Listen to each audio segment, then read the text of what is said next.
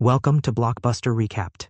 Today, we're diving into the Korean drama Anna, a razor-sharp thriller about identity, ambition, and the dangerous allure of living a lie. What happens when one small deception spirals into a double life that could unravel everything? Stick around as we break down every twist without spoiling the jaw-dropping truth. You won't want to miss this. The series opens where a girl who, to satisfy her vanity, the girl lied to her parents about being admitted to a prestigious university. She used their money to secretly enroll in a repeat class. To avoid suspicion, she reviewed high school courses at night. She hoped to pass the exam after a year, but failed.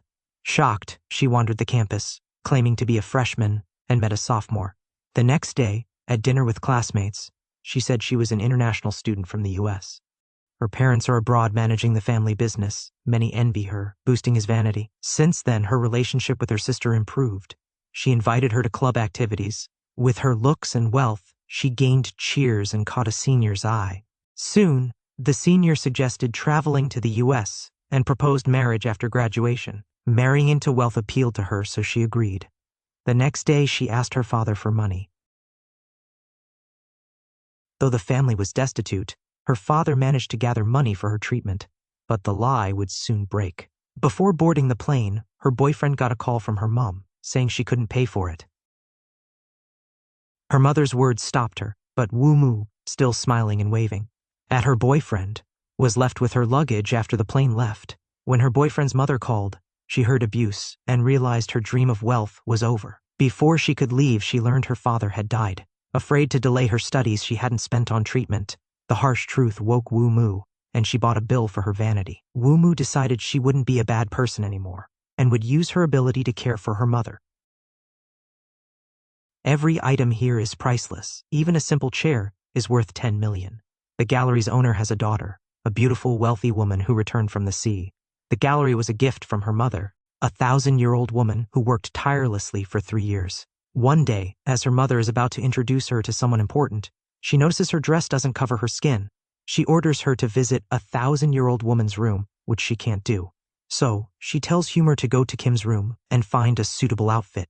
Humor enters Kim's boudoir, envious of its luxurious furnishings. In the cloakroom, she's overwhelmed by the limited edition items. Each clothing piece could cover years of Humor's expenses. He picked clothes to leave but was drawn to red high heels. Curiosity led him to try them on, striking his vanity. The next day, Humor was at Kim Jong-won's home, asked to help with a passport. Kim gave him a watch, sparking gratitude, unaware it marked his dark descent. The next day, Mock asked his boss for a day off to see his mother, but was harshly reprimanded, leaving him upset. 3 years of hard work, yet no respect. Back at work, he wasn't surprised when mocked by my wife. That evening, Humor left the place, taking the cash and all of Chi-jin's documents. At home, she called her friend Ji-won, who lived with her that year, and they decided to visit the restaurant for a gathering. Humor lied, saying she had just returned from studying abroad and was adjusting. She felt nervous, fearing her friend might see through her act. However, Ji-won didn't question her and said he was ready to use his journalistic connections to help Humor who could recommend Yumo. He repeated his offer to help her secure employment. Yumo forged a graduation certificate from a top school, but his poor Photoshop skills failed to make it look real. Then he recalled stealing my husband's documents and decided to use his identity. When he saw his mother, Humor, who had wrapped herself meticulously, she arrived at the interview. Her education and refined manner got her through it. After leaving, she went to a shopping center to return the designer clothes from the interview and tried to sell a watch, but it was fake. She then changed her name to Anna, taking over Humor's deceptive life, keeping her professor identity hidden. He enrolled in various tutorial classes for higher education, then passed them to his students. The next day, Yumo got a call from a neighbor saying her tailor's shop was set for demolition and she'd get a large sum. Yumo rushed home, but his mother said, "I'm so sorry." Mom no longer recognizes her daughter. Her dementia has worsened. Humor buys her first high-end dress. The next day, a new teacher arrives, an older sister from the school where Humor lied about her qualifications. Humor nods apologetically, not recognizing her. Leaving the office, Humor overhears 2 people quietly discussing in the room. Humor stood silently at the door. Who needs to be so strong to lie undetected? The next day, Humor got a call from a student who, with Humor's help, got into Yale, attracting many others. Soon, Humor was promoted and met a grassroots CEO back from the dead. Though he declined, Humor saw this as his chance to rise in social hierarchy. I must hold on to him no matter what. Back home, Humor searched Nanfang online and discovered he had a modest background but took his company public with his skills. Impressed by his resume, Humor decided to take him down. That day, they met at Nanfang's private club for a date, and Humor already knew a lot about him. Realizing this man was a sought-after bachelor important to her future, Humor was drawn to his knowledge and unique mannerisms. Soon he boasted about his physique and how he imported his club's furnishings, personally selecting each piece. Knowing Humor was an art major, he asked about her designs. With a gentle smile, she noted the style was quite decent, but wondered why all the chairs were just replicas. The president was surprised by Humor's professionalism, which he hadn't expected. Humor said he wasn't rushing to marry, but the president was already interested, and promised to respect his choice if they could meet 3 more times. A few days later, back on the ski slopes, Humor realized the man had fallen for him after a year of meetings. They married after a year of dating with their parents, who were actually imposters present. The families interacted smoothly, and the wealthy father asked nothing else. To keep up appearances, he requested his daughter-in-law buy him a Mercedes-Benz. This was to be envied at gatherings. He promised to manage the rest. Thus, the two married happily. Her best friend, G1, was also at the wedding, a lavish event that made her envious. Humor was officially elevated in society, living like a married woman. With her husband's fame and wealth, she made her mark in education. Her husband, trying to break into politics, often gave charity speeches, but with little success. On this day, with Humor present, luck favored her. The sign language interpreter for a deaf child couldn't start in time, and the child couldn't speak on stage. Humor then volunteered to do some sign language instead of interpreting. With Humor's encouragement, the girl bravely approached the podium. Together, they completed their speech, and the girl hugged Humor. This touching gesture was immediately met with applause from the audience. Meanwhile, the husband's popularity ratings soared, and just as everything began to align, Yumo was heading home. When she was about to leave, she encountered the gallery's thousandaire, whose identity she had previously assumed in the lift. Sensing trouble, she instinctively lowered her head, but unexpectedly he recognized her. The comedian dodges instinctively, but the other woman recognizes her. Humor's heart was pounding with a sudden rush of embarrassment. Feeling unsure and hesitant, she chose to stay silent. Flustered and a bit overwhelmed, she quickly left the lift. Meanwhile, Kim departed without uttering a single word. She found herself at her husband's election speech. Humor found herself frozen. She was unable to move or react. Her mind preoccupied with thoughts of the encounter in the lift. That evening, as she encountered him once more in the car park, she realized that despite her glamorous appearance, it felt entirely artificial. She yearned for a place where she was unknown, a place where she could truly escape. That night, she recalled a schoolmate who had always expressed disdain for liars. And though it was amusing, she rejected her and asked for Humor to go around with the ladies of the rich and powerful. Later on, and she'd never impersonate her husband with the needing to maintain her relationships herself. Seeking a since meeting her twice, she'd developed a distaste for lifts, preferring to die than meet her again. However, he was not in agreement she climbed stairs with her wishes. That day, after 23 flights, she saw my hand at her doorway. She never saw her again. The letter from Humor's alumnus, who's been impersonating Anna, arrives at her home. They go to Humor's house, and Korea laughs in disbelief, never imagining such drama. Humor tries to explain but can't. Korea warns Humor he's a swindler and going to jail. Terrified, Humor kneels, promising not to impersonate her again. I won't do it again. Please allow yourself time to handle this. Kim Won didn't want to quit. She gave Humor a month, stating she needed 30 million. About $1,580,000, or she'd sue. Humor couldn't afford it. She wished to offer something to appease her husband. She hoped 1001 had a suggestion.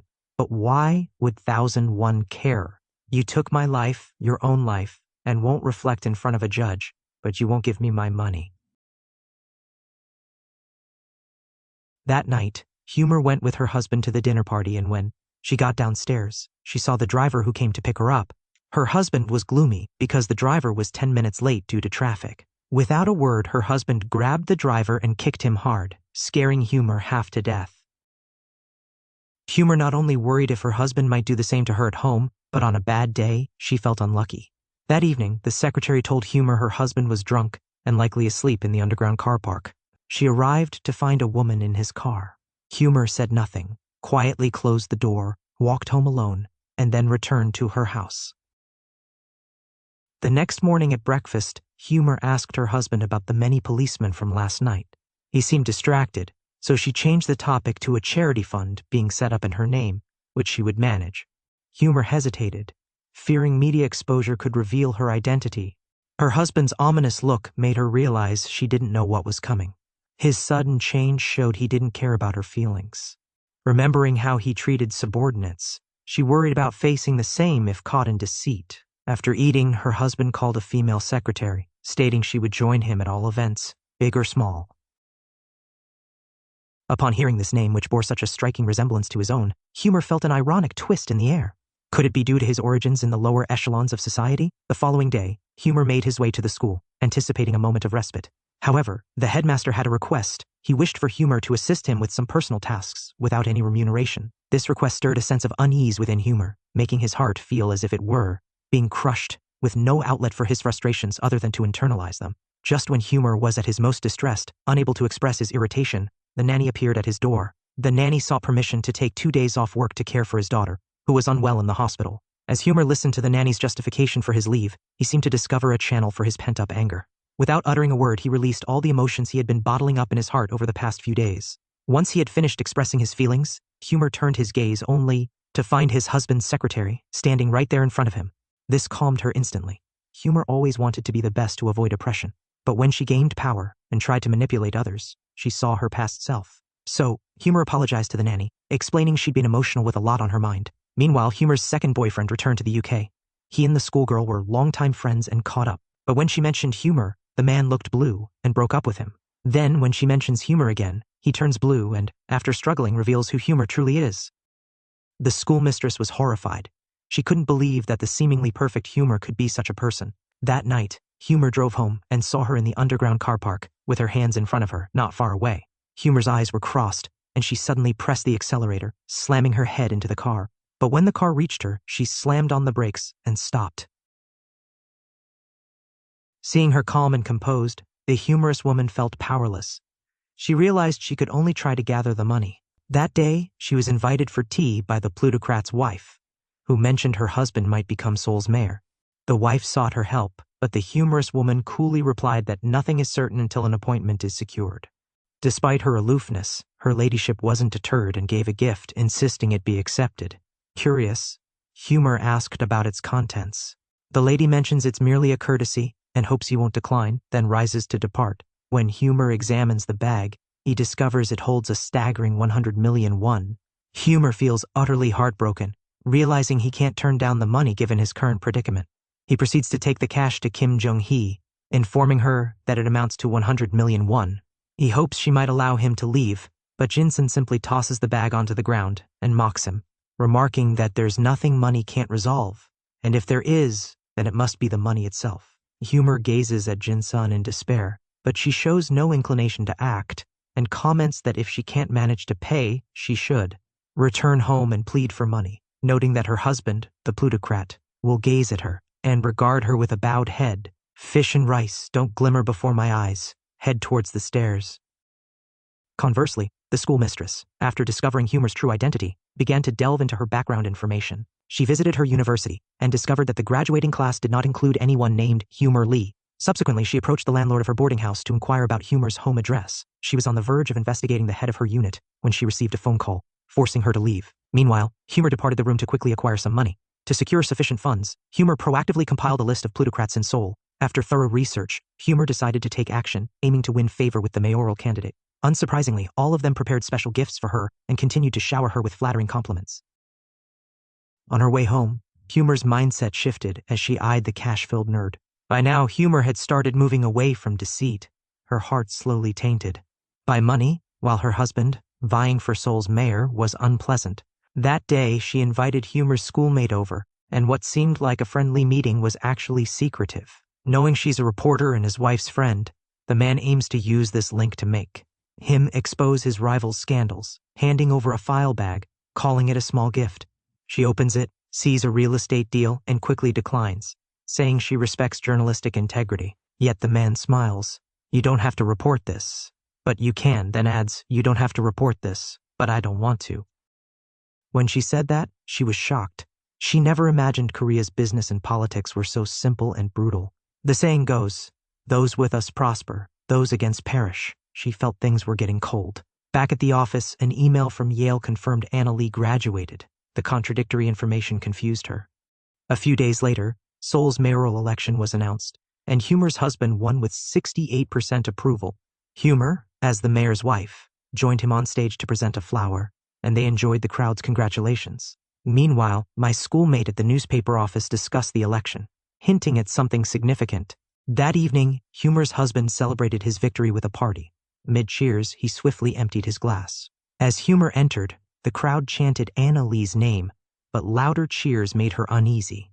Her daughter, Kim Jae-won, drank alone in a gallery, feeling miserable over her divorce and custody battle. The exchange of identities seems to shift from this moment onwards.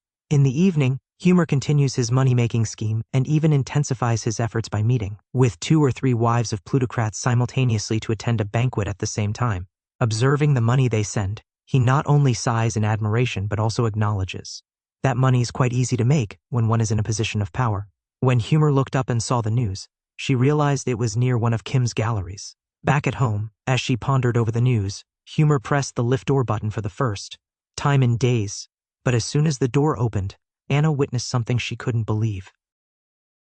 The woman, known for her lying, had deceived her way into a lavish marriage, only to discover her partner was a sadist. He abused his men, making them kneel before her, and even killed the man whose identity she had stolen. That day, he returned home angry and questioned Humer about her tardiness to the lecture. The burden of their marriage made Humer feel like a mere ornament in her husband's political life, so she claimed she was tutoring a student. Who would have thought her husband would demand she quit? Humer felt like a pawn to him, much like the servant he mistreated, so she stayed put. Yet, the next day, she went to the school, expecting her dismissal letter, fully aware of why. She clearly understood the reasons behind this outcome, and signed the dismissal letter without hesitation, returning home that evening. When she saw Anna's mother with her poor child, she was overwhelmed by remorse and anxiety. Humer stood by the lift, but instead of entering, she rushed to the stairwell she'd used for 3 years. From then on, she lost her job and became merely a tool in her husband's election campaign. Constantly being photographed, attending numerous charity events, and displaying his affectionate side, along with his strategic moves and steadily increasing approval ratings, painted a favorable picture. Outwardly, Humer appeared to be supportive of her husband. However, behind the scenes, she was discreetly with her bodyguard's help. Evidence. She located the driver She who was had been convinced beaten that and dismissed by Anna's her death husband. wasn't a After suicide, working for Congressman but Choi she for didn't 25 have years the proof she and had needed. ended up in legal trouble, Humer realized the driver knew many secrets, so she sought confirmation. However, the driver hesitated to speak due to a confidentiality agreement he'd signed, resisting Humer's attempts. Eventually, she discovered the key evidence. The following day, the election was on hold, and just in the nick of time, a scandal about the man erupted online. He was called a sociopath for leaving his wife, and Humer leaked this to the press.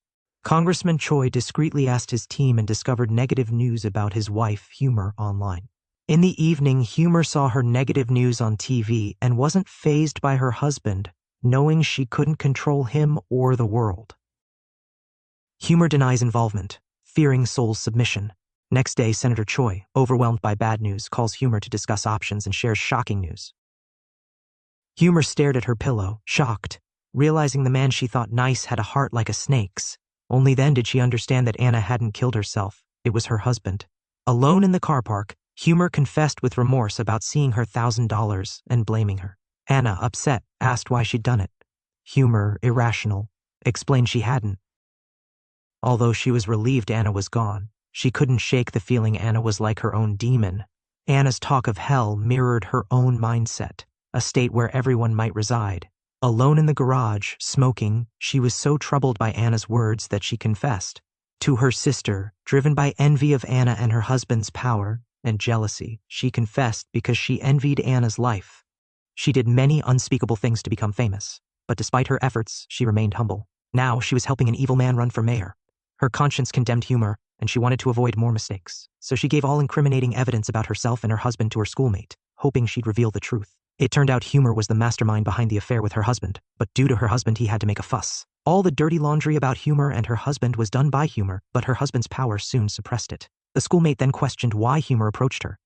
Yumo said, apart from his parents, a schoolmate cared for him most. Yet, she noted, acting so might lead to insults. Hours earlier, Yumo joined her husband in a campaign, where her warmth boosted his approval.